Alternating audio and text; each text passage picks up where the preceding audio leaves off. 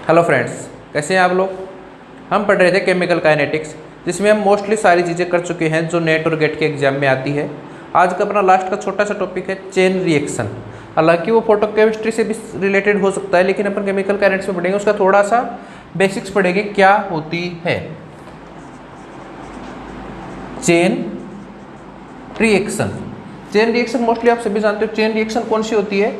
वो रिएक्शन जो एक कॉम्प्लेक्स मेनी स्टेप्स हो एलिमेंट्री की। चेन रिएक्शन क्या होती है? A sequence of complex elementary steps.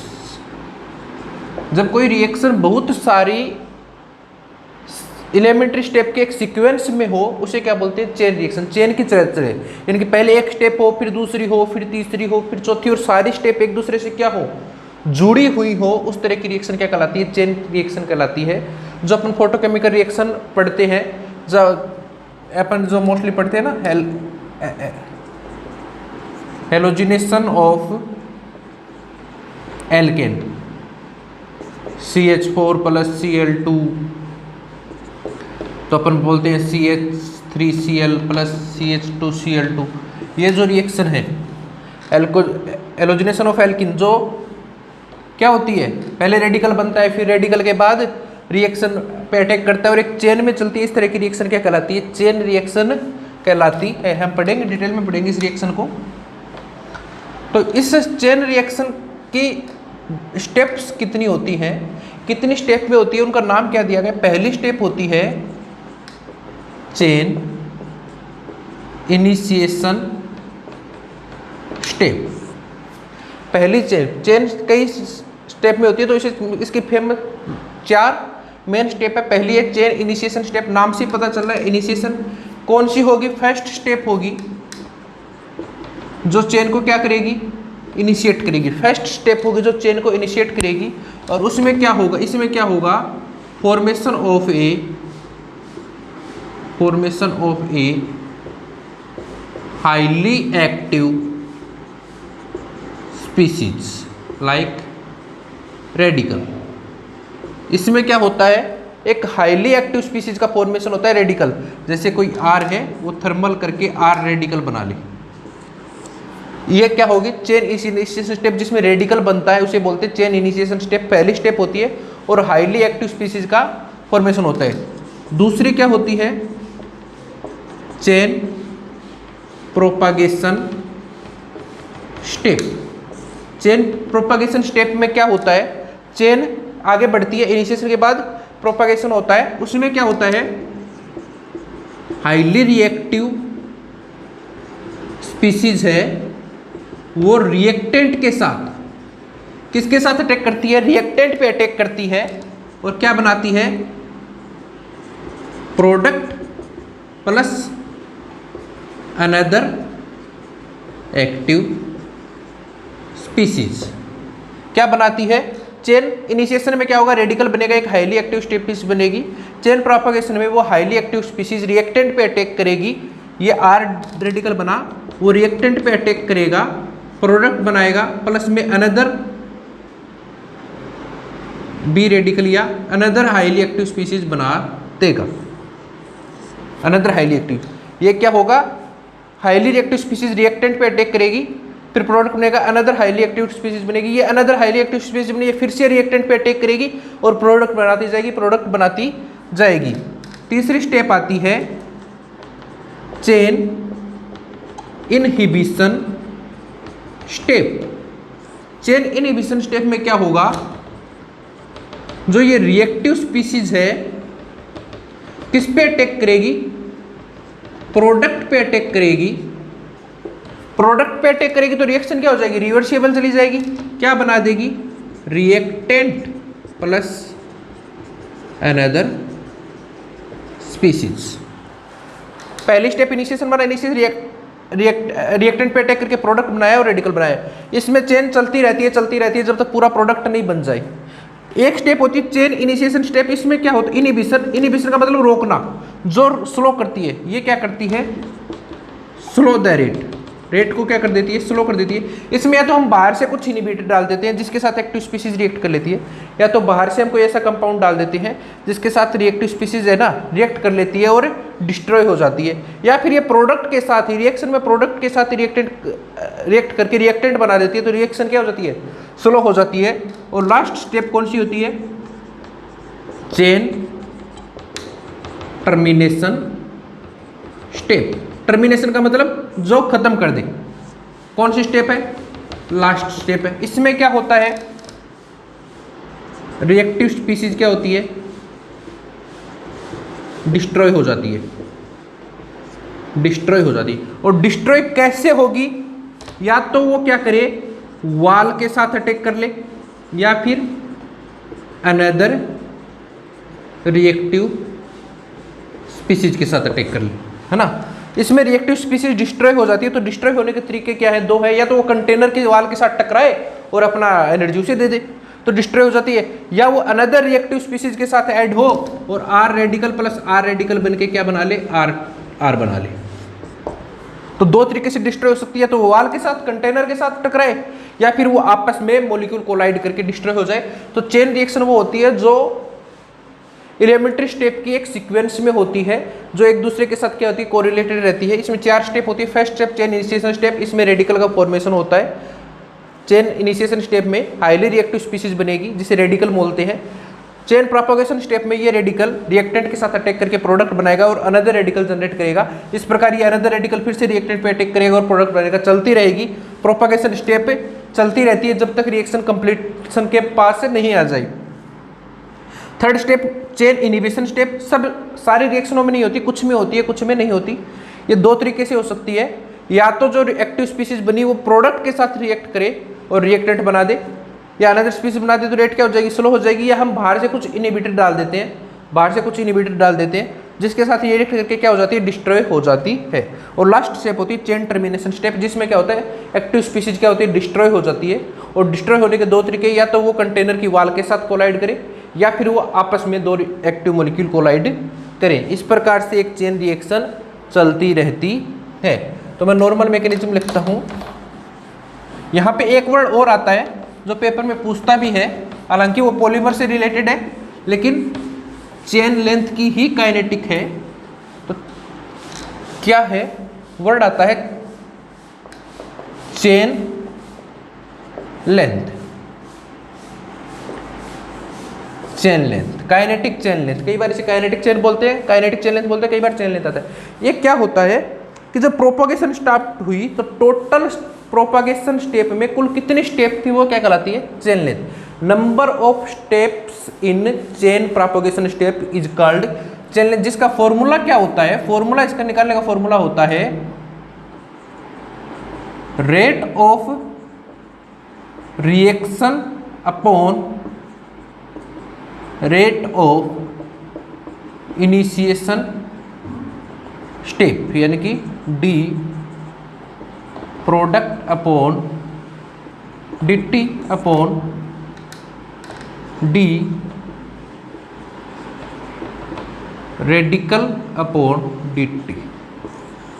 Chain of rate of reaction upon rate of initiation step का रेशियो क्या कहलाता है, काइनेटिक चेन लेंथ कहलाता है, या डी प्रोडक्ट अपॉन dt बटा डी रेडिकल अपॉन dt, ये क्या कहलाता है, काइनेटिक चेन लेंथ। इसका फॉर्मूला याद रखना, काफी बार पूछ लेता है। कई बार इसे है ना, इस प्रोडक्ट को ये भी दे देता है रेट ऑफ प्रोपगेशन स्टेप, क्योंकि प्रोडक्ट किस पे बनता है, प्रोपगेशन स्टेप पे बनता है, upon rate of initiation step. इसे भी क्या बोलते हैं, काइनेटिक चेन लेंथ बोलते हैं, क्योंकि रेडिकल प्रोडक्ट किस में बनता है, प्रोपगेशन स्टेप में बनता है, इसलिए इसे भी क्या बोलते हैं अपन, काइनेटिक चेन लेंथ बोलते हैं। अब मैं मैकेनिज्म की बात करता हूं कि मैकेनिज्म कैसे हो रही है। तो कैसे होगी, पहले एक रेडिकल है आर है, वो किस में चेंज होगा, आर रेडिकल में। इसे मैं रेट को स्टेप देता हूँ K1। ये कौन सी स्टेप है, chain initiation step, chain initiation step. फिर आर रेडिकल है, वो रिएक्टेंट के साथ अटैक करके क्या बनाता है, प्रोडक्ट प्लस अनदर रिएक्टेंट बनाता है। तो ये अल्फा है नंबर ऑफ रेडिकल्स, ये क्या है चेन प्रोपागेशन स्टेप है, अल्फा है नंबर ऑफ रेडिकल्स है ना। और फिर क्या करते हैं लास्ट में ये रेडिकल K2 डिस्ट्रक्शन हो जाता है K3 से है ना। और डिस्ट्रक्शन के दो तरीके हैं क्या, एक तो वाल के साथ करे, एक क्या करे सेल्फ कोलिजन इन गैस फेज।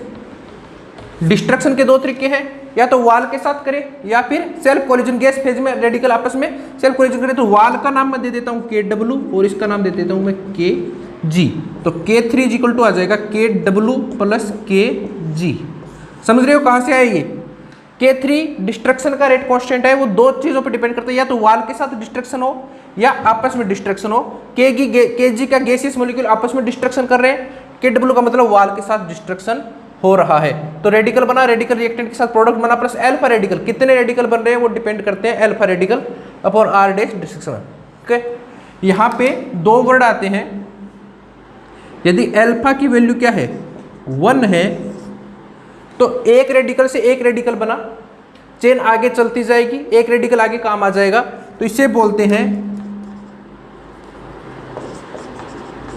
Stationery reaction. इसे क्या बोलते हैं, यदि अल्फा की वैल्यू 1 है यानी कि एक रेडिकल रिएक्टेंट के साथ जब प्रोडक्ट बना तो वापस बनने वाला रेडिकल भी कितना था, एक था। तो इसे बोलते हैं स्टेशनरी रिएक्शन या stationary chain reaction, chain reaction. ठीक है, स्टेशनरी चेन रिएक्शन या नॉन ब्रांच्ड रिएक्शन। ठीक है, यदि अल्फा की वैल्यू क्या है ग्रेटर देन 1 है तो R से एक से ज्यादा रेडिकल बने, एक से ज्यादा रेडिकल बने तो इस प्रकार की रिएक्शन को बोलते हैं नॉन स्टेशनरी रिएक्शन या ब्रांच्ड रिएक्शन। ठीक है, तो यहां पे जब रेडिकल चेन प्रोपगेशन में क्या हो, एक रेडिकल सीधी एक रेडिकल बनता है तो इसे बोलते हैं स्टेशनरी रिएक्शन या नॉन ब्रांच्ड रिएक्शन। एक से ज्यादा रेडिकल बनते हैं तो इसे बोलते हैं नॉन स्टेशनरी रिएक्शन या ब्रांच्ड रिएक्शन। ठीक है, इसका एक नीचे आगे बताऊंगा मैं, नेसेसरी कंडीशन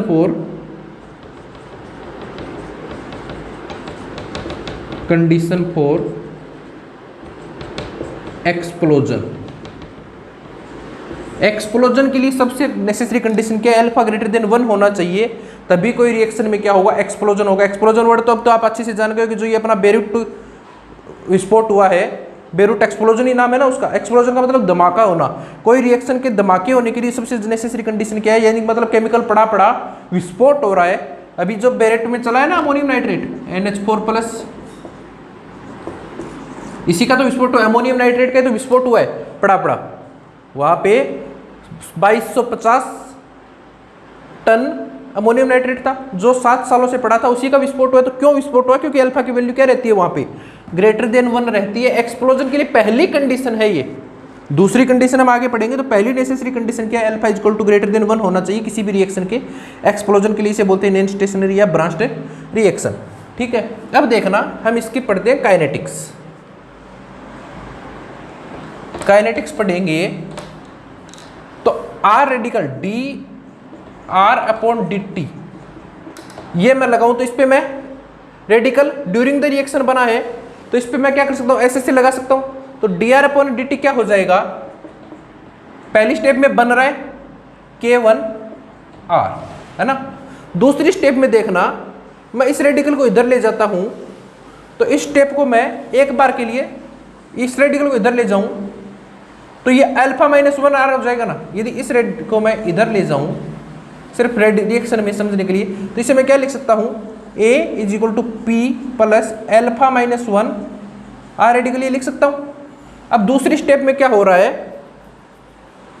R रेडिकल या इधर इसको इधर ले आऊं, ये तो R रेडिकल है, इस स्टेप को इधर ले आऊं तो ये क्या हो जाएगा 1 - अल्फा, इधर आ जाएगा तो 1 - अल्फा। तो दूसरी स्टेप में क्या हो रहा है, कंज्यूम हो रहा है तो ये आ जाएगा -K2 1 - अल्फा R रेडिकल। समझ गए, कंज्यूम हो रहा है K2, ये इधर आया तो 1 - अल्फा R रेडिकल। थर्ड में कंज्यूम हो रहा है तो -K3 R radical is equal to 0। ऐसे से क्या कहता है इज इक्वल टू 0 होगा, तो आर रेडिकल कितना आ जाएगा यहाँ से K1 R upon K2 alpha minus 1 plus K3, यही होगा ना। अब K3 क्या होता है मैंने बता दिया, K3 क्या होता है KW प्लस KG, तो R रेडिकल कितना आ जाएगा K1 R upon K2 alpha minus 1 plus KW plus KG, ये रेडिकल का आ जाएगा। R रेडिकल कितना आ जाएगा K1 R upon K2 alpha minus 1 plus K2 plus KG। अब मैं अलग अलग स्टेप की बात करता हूँ। सबसे पहले बात करता हूँ स्टेशनरी कंडीशन की, ठीक है। अब मैं सबसे पहले बात करता हूँ स्टेशनरी कंडीशन की।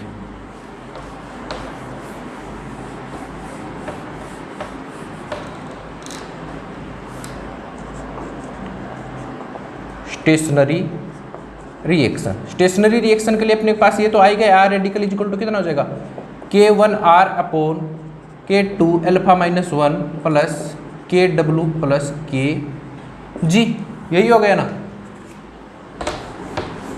ये हो गया। अब देखना स्टेशनरी के लिए अल्फा इज इक्वल टू 1 होता है, स्टेशनरी में बता दिया अल्फा इज इक्वल टू 1 हो तो स्टेशनरी होती है, तो ये स्टेप 0 हो जाएगी। तो आर रेडिकल कितना आ जाएगा K1 R upon KW plus KG, ये आ जाएगी स्टेशनरी रिएक्शन के लिए। R radical is equal to K1 R upon KW plus KG, ठीक है। ये है स्टेशनरी रिएक्शन के लिए रेडिकल की डेफिनेशन। स्टेशनरी रिएक्शन कौन सी होती है जिसमें एक के एक ही रेडिकल बनता है। इसका हम एक एग्जांपल करते हैं और उसकी रिएक्शन निकालते हैं, देखना।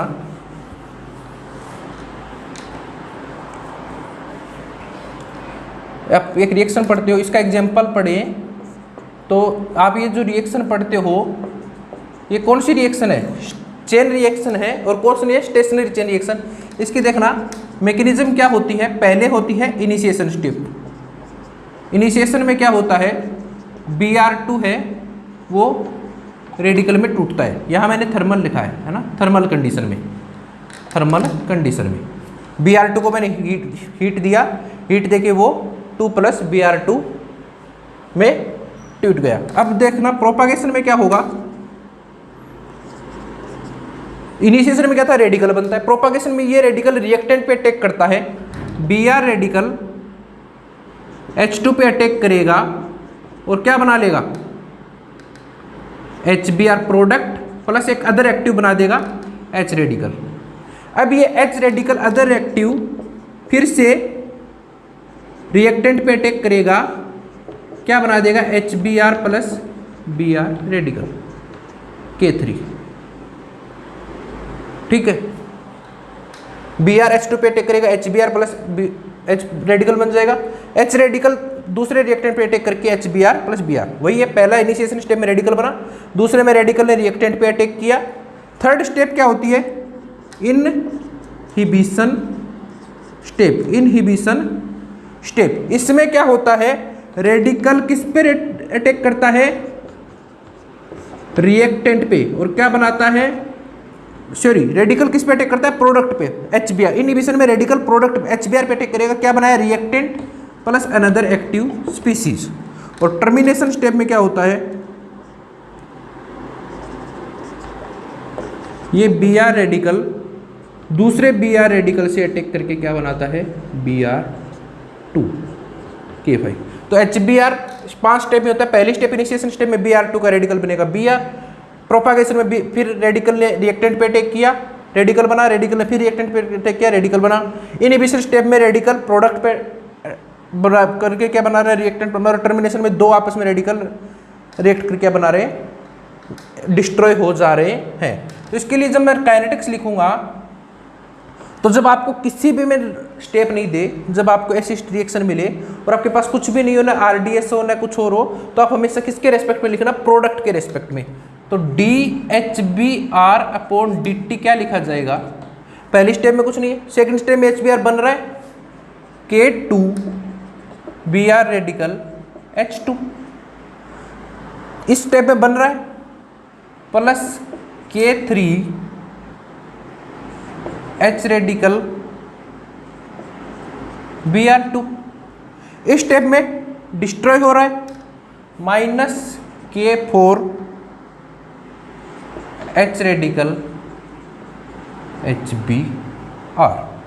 यही होगा ना, 5 स्टेप में कोई काम नहीं है। ये आया, ये लिखा, तो इसमें देखना H2 और Br2 तो रेडिकल थे, लेकिन H2 और Br2 तो रिएक्टेंट थे, लेकिन Br रेडिकल और H रेडिकल क्या है, इंटरमीडिएट है। इसे हमें हटाना पड़ेगा, और इसे हटाने के लिए, इंटरमीडिएट हटाने के लिए कौन सा मेथड काम में लेते हैं, SSC। तो अपन करेंगे, इसे रिएक्शन में नंबर 1 दे देता हूँ। अब मैं Br रेडिकल पे क्या लगा रहा हूँ, SSC लगा रहा हूँ। तो पहले स्टेप में Br बन रहा है, कितने मॉलिक्यूल बन रहे हैं, 2 मॉलिक्यूल बन रहे हैं, तो 2K1 Br2। पहले स्टेप में Br बन रहा है, पॉजिटिव साइन आएगा, कितने Br बन रहे हैं, 2, तो 2 से मल्टीप्लाई कर दो, K1 Br2। सेकेंड स्टेप में Br2 कंज्यूम हो रहा है, -K2 Br radical H2 Br radical consume हो रहा है। थर्ड स्टेप में Br रेडिकल फॉर्मेशन हो रहा है, +K3 H radical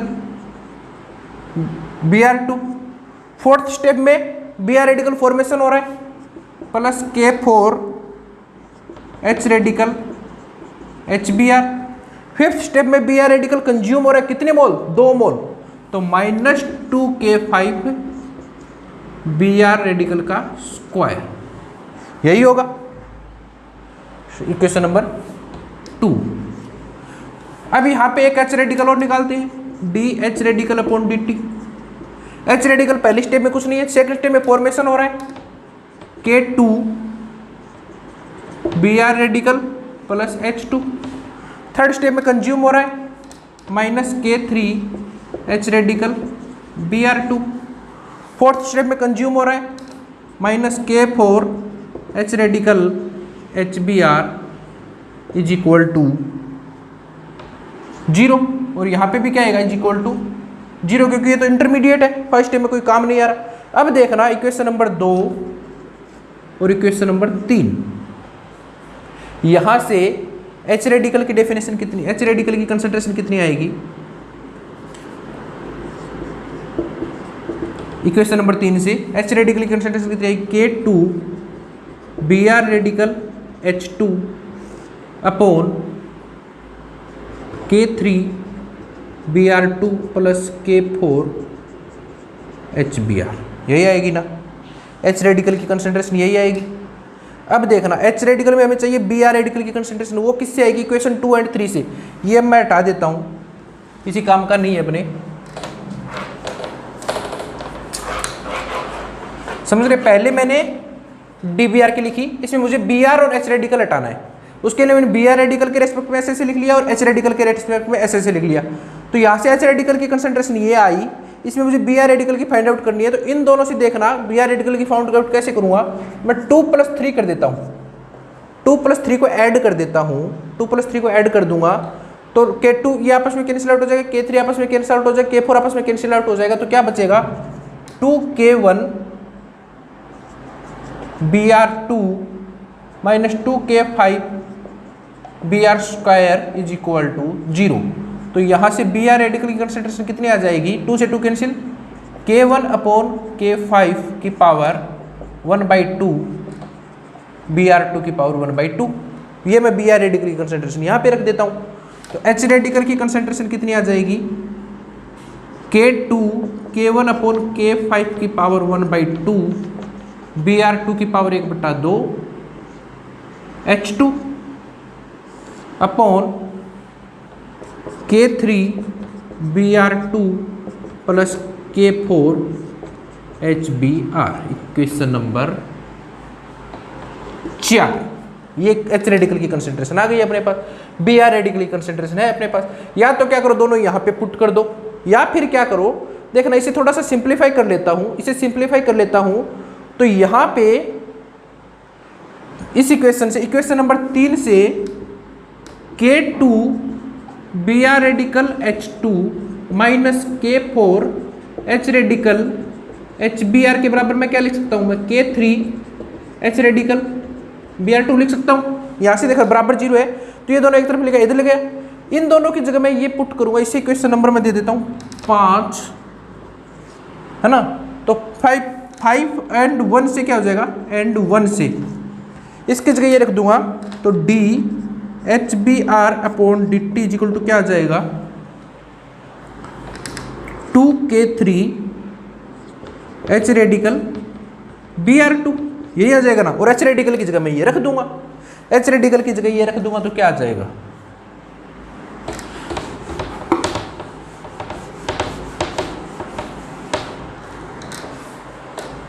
D H B R upon D T equal to क्या आ जाएगा 2k3 k2 k1 upon k5 की power 1/2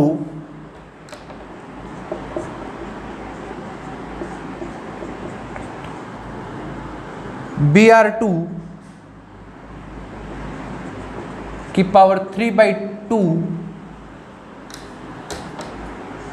H2 upon K3 BR2 plus K4 HBR, यही आ जाएगा ना, यही आ जाएगा। अब क्या कर देता हूँ, या तो इतना ही छोड़ दो कोई दिक्कत नहीं है, या तो इतना ही छोड़ दो कोई दिक्कत नहीं है, या फिर मैं क्या करूँ K3BR2 का डिवाइड कर देता हूँ। K3BR2 का डिवाइड कर दूंगा,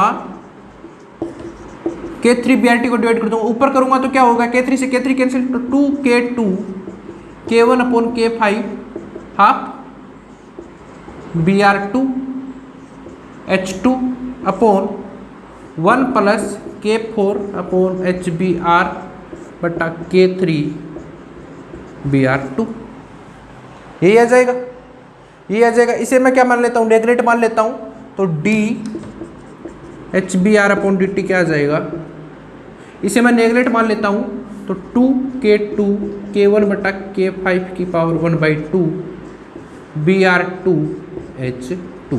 इस प्रकार से रेडिकल मैकेनिज्म की क्या करते हैं, रिएक्शन फाइंड आउट करते हैं। पहले प्रोडक्ट के को, फिर रेडिकल्स पे क्या लगाओ आप एस से लगाओ एंड देन रिएक्शन की रेट फाइंड आउट करो, ठीक है। ये तो था स्टेशनरी स्टेप का, स्टेशनरी स्टेट का, जो कि बहुत सिंपल है, जिसमें अल्फा की वैल्यू क्या रहती है 1 रहती है। आपको सिर्फ ये याद रखना है अल्फा की वैल्यू 1 रहती है तो अपना रेट क्या आ जाएगा, आर रेडिकल क्या आ जाएगा K1 R radical upon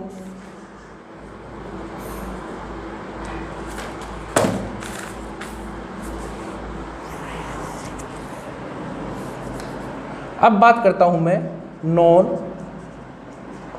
stationery step की या रिएक्शन की, नॉन स्टेशनरी रिएक्शन की। अपना क्या आया था, आर रेडिकल आया था K1 R upon K2 alpha -1 plus KW plus KG, यही आया था ना, K2 alpha -1 plus KW plus KG।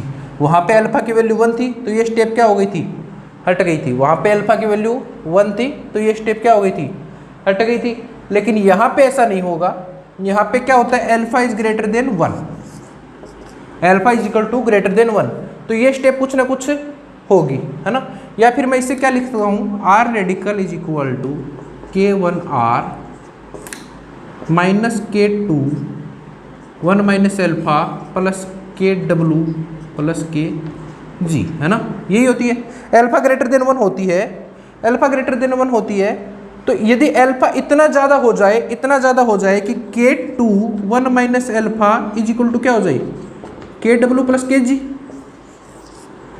Alpha की वैल्यू 1 से ज़्यादा होती है और अल्फा इतना ज़्यादा हो कि ये कंडीशन आ जाए तो ये नीचे वाली स्टेप 0 हो जाएगी, तो आर रेडिकल क्या हो जाएगा इनफाइनाइट, आर रेडिकल क्या हो जाएगा इनफाइनाइट। इसको क्या बोलते हैं एक्सप्लोजन स्टेट, एक्सप्लोजन स्टेट, ठीक है। स्टेशनरी में अल्फा की वैल्यू 1 थी, कोई दिक्कत ही नहीं थी। यहाँ पे अल्फा की वैल्यू ग्रेटर देन 1 होती है तो ये फॉर्मूला आएगा अब इतना ज़्यादा अल्फा हो जाए कि ये कंडीशन आ जाए, ये कंडीशन आ जाए, तो आर रेडिकल क्या हो जाएगा, इनफाइनाइट बन जाएंगे, आर रेडिकल बहुत ज़्यादा इनफाइनाइट हो जाएंगे, रिएक्शन क्या हो जाएगी, एक साथ बहुत ज़्यादा फास्ट हो जाएगी, और रिएक्शन बहुत ज़्यादा फास्ट हो जाए तो इस कंडीशन को क्या बोलते हैं, एक्सप्लोजन स्टेट बोलते हैं, एक्सप्लोजन स्टेट बोलते हैं। एक्सप्लोजन देखो 3 होंगे किसी भी नॉन स्टेशनरी में। फर्स्ट एक्सप्लोजन क्या होगा, देखना मैंने बोला था रेडिकल डिस्ट्रॉय होने के 2 तरीके हैं, या तो वाल से कंटेनर करे या गैस से कंटेनर करे। यदि प्रेशर क्या है, लो प्रेशर है, प्रेशर क्या बहुत कम है, तो गैस सीधी वाल से टकराएगी, इंटर मोलिकुलर अट्रैक्शन तो कुछ है ही नहीं। यदि प्रेशर बहुत कम है तो इंटरमोलिकुलर अट्रैक्शन तो कुछ है ही नहीं, तो गैस क्या करेगी, सीधा वाल से टकराएगी। तो KW क्या होगा, ग्रेटर देन होगा kg से, है ना। तो जैसे जैसे मैं प्रेशर बढ़ाऊंगा, प्रेशर क्या करूंगा, इंक्रीज करूंगा, तो क्या होगा, KW कम होगा और kg क्या होगा, इंक्रीज हो जाएगा। KW क्या कम होगा, kg क्या होगा, इंक्रीज होगा। स्टार्टिंग में ये वैल्यू बहुत ज़्यादा है, पॉजिटिव है, स्टार्टिंग में ये वैल्यू क्या है, पॉजिटिव है ना, ये वैल्यू सारी की सारी। लेकिन अब मैं क्या कर रहा हूँ, जैसे जैसे प्रेशर बढ़ा रहा हूँ, KW की वैल्यू कम होती जा रही है और kg की वैल्यू बढ़ती जा रही है।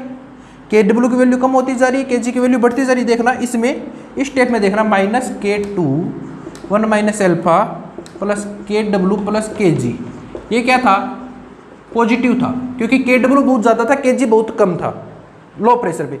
जैसे जैसे मैंने प्रेशर बढ़ाया, KW की वैल्यू कम होती जा रही है, kg की वैल्यू बढ़ती जा रही है। तो एक कंडीशन ऐसी आएगी कि दोनों बराबर हो जाएंगे और क्या आ जाएगी, फर्स्ट एक्सप्लोजन।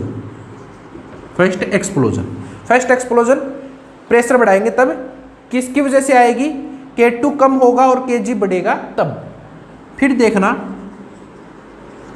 सेकंड एक्सप्लोजन क्यों होगा, सेकंड एक्सप्लोजन होगा, अब मैं प्रेशर धीरे धीरे बढ़ाता ही जा रहा हूं, तो एक टाइम बाद क्या आएगा कि kg तो बहुत ज़्यादा हो जाएगा और KW बहुत कम हो जाएगा, kg बहुत ज़्यादा हो जाएगा और KW बहुत कम हो जाएगा। तो रिएक्शन वापस से इनफाइनाइट से क्या आ जाएगी, वापस अपने लेवल पे आ जाएगी। तो इसे क्या बोलते हैं, सेकंड एक्सप्लोजन, है ना। सेकंड इनफाइनाइट पे चली गई थी, अब क्या होगी, रिएक्शन इनफाइनाइट रहेगी, लेकिन मैं प्रेशर बढ़ाता जा रहा हूँ, तो फिर क्या होगा, एक टाइम में kg क्या हो जाएगी, इंक्रीज होगी, कि मॉलिक्यूल आपस में कोलाइड होने चालू हो जाएंगे और रेडिकल बहुत जल्दी डिस्ट्रॉय होना स्टार्ट हो जाएंगे। तो इसे क्या बोलेंगे, सेकंड एक्सप्लोजन कंडीशन। और तीसरी होती है थर्ड एक्सप्लोजन कंडीशन या थर्मल एक्सप्लोजन, इसे बोलते हैं थर्मल एक्सप्लोजन। ये क्या है कि जब मैं रिएक्शन बढ़ाता जा रहा हूँ, प्रेशर बढ़ाता जा रहा हूँ, तो रिएक्शन भी बढ़ती जा रही है, तो रिएक्शन बढ़ती जाएगी तो टेम्परेचर क्या होगा,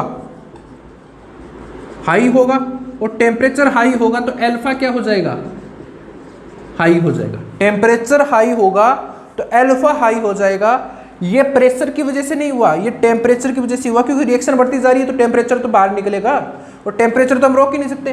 टेम्परेचर हाई होने से अल्फा बहुत हाई हो जाएगा, और अल्फा ही हाई होने से वापस मैंने वही बोला कि कौन सी कंडीशन आ जाएगी, एक्सप्लोजन आ जाएगी, जिसे बोलेंगे थर्ड एक्सप्लोजन कंडीशन।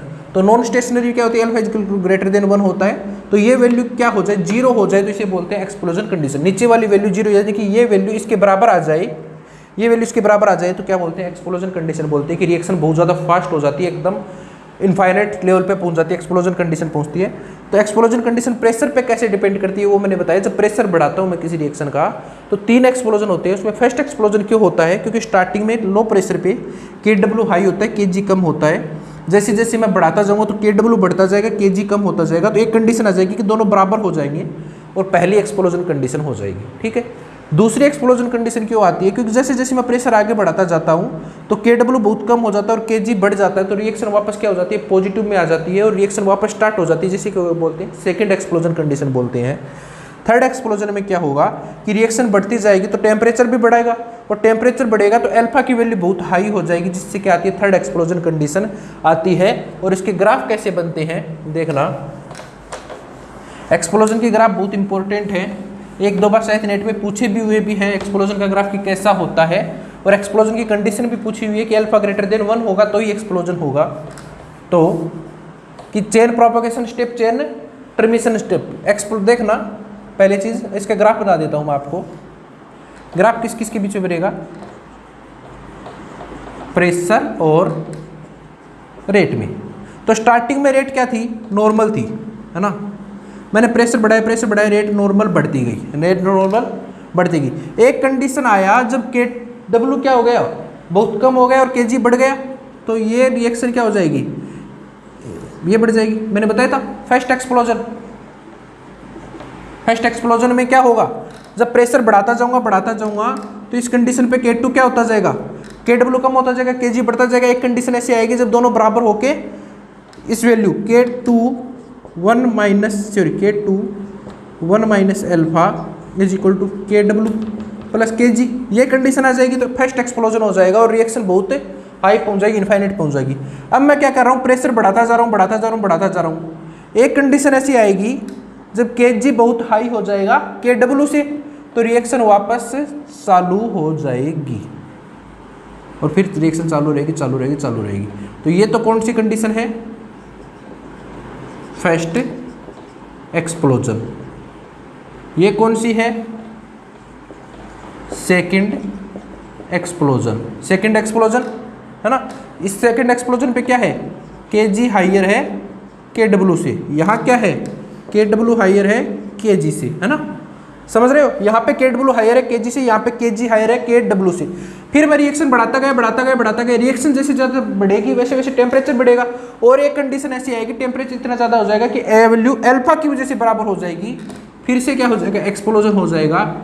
इसे बोलते हैं थर्ड एक्सप्लोजन, जिसका नाम क्या है? Thermal explosion. क्योंकि ये एक्सप्लोजन प्रेशर की वजह से नहीं हुआ, ये हुआ टेम्परेचर की वजह से, अल्फा की वैल्यू बढ़ गई तो थर्ड एक्सप्लोजन। तो एक्सप्लोजन का ग्राफ कैसा बनता है? प्रेशर से रेट के बीच में ऐसा ग्राफ आता है। या फिर एक ग्राफ और बनाऊं मैं LNP का, तो ग्राफ कैसा आएगा? ये क्या है? Lower limit. कौन सा एक्सप्लोजन है? फर्स्ट। ये कौन सा एक्सप्लोजन है? सेकंड। और ये कौन सा एक्सप्लोजन है? थर्मल। ठीक है, तो एक्सप्लोजन के बीच में ग्राफ बनाओ तो ऐसा आएगा। मेनली ये ग्राफ इंपॉर्टेंट है। ये है नॉन स्टेशनरी रिएक्शन या एक्सप्लोजन करो। तो इसमें क्या होता है? एक्सप्लोजन में क्या होता है? प्रोपागेशन स्टेप है वो इनिशिएशन स्टेप से क्या हो जाती है? हायर हो जाती है। फॉर्मेशन ऑफ रेडिकल और या फिर टर्मिनेशन बोल देता हूं।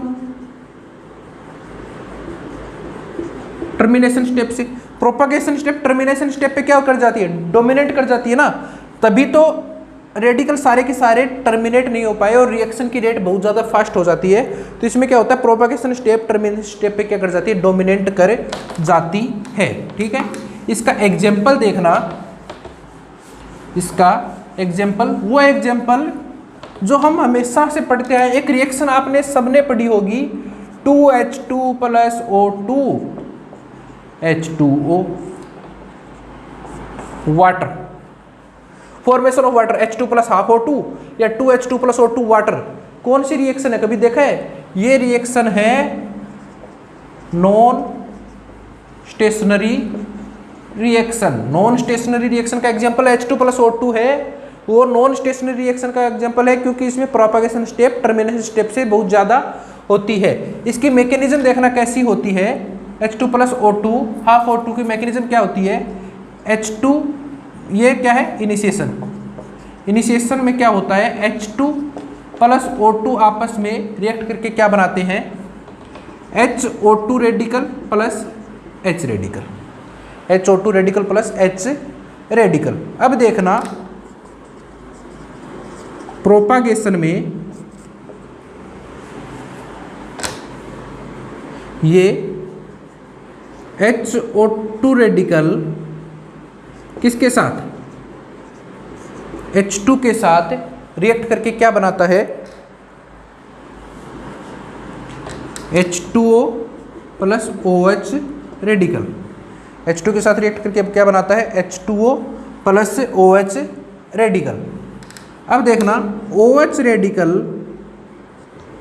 फिर से O2 के साथ रिएक्ट करके क्या बनाता है, H2O plus O radical, H2O plus OH radical. और ये OH रेडिकल है वो O2 के साथ रिएक्ट करके क्या बनाता है, H2O प्लस O रेडिकल। अब देखना O रेडिकल है वो H2 के साथ रिएक्ट करके क्या बनाता है, OH radical plus H radical. यहाँ देखना ये कौन सी है, branching step, alpha is greater than 1, है ना। और ये जो H रेडिकल था स्टार्टिंग में जो काम ही नहीं आया, वो O2 के साथ रिएक्ट करके क्या बनाता है, OH radical plus HO radical. ये भी कौन सी है, branching step alpha is greater than 1। ठीक है, तो H2 प्लस O2 जो H2 जो नॉर्मली नहीं होती वो क्यों नहीं होती, क्योंकि ये एक्सप्लोजन रिएक्शन है। कैसे होती है, H2 प्लस O2 रेडिकल बनाते हैं दो, फिर एक रेडिकल इससे बनाता है, फिर एक रेडिकल ये बनता है, यहाँ से ये दो रेडिकल बने तो अल्फा की वैल्यू ग्रेटर देन 1 हो जाती है। तो ये नॉन स्टेशनरी रिएक्शन है। ये है chain reaction, stationary reaction and non reactionary reaction. इसमें हमने एक्सप्लोजन करो पढ़ा, एक्सप्लोजन क्या होता है वो पढ़ा, उसकी कंडीशंस क्या है वो पढ़ी, और दोनों की मैकेनिज्म कैसे फाइंड आउट करते हैं ये पढ़ी। ये है अपना केमिकल काइनेटिक्स। मैंने मोस्टली सारे टॉपिक कवर करने की कोशिश की है। कुछ एक एडवांस टॉपिक है जो एमएससी फाइनल के लिए हैं, जैसे हमने पढ़ा था इनहिबिशन वगैरह पढ़ा था, या फिर by mechanism, ping pong mechanism, वो मैं कभी एमएससी की क्लास लेके अलग से आऊँगा तब उसमें करवाऊँगा। केमिकल काइनेटिक्स अपना कंप्लीट होता है नेट और गेट के लिए। Thank you.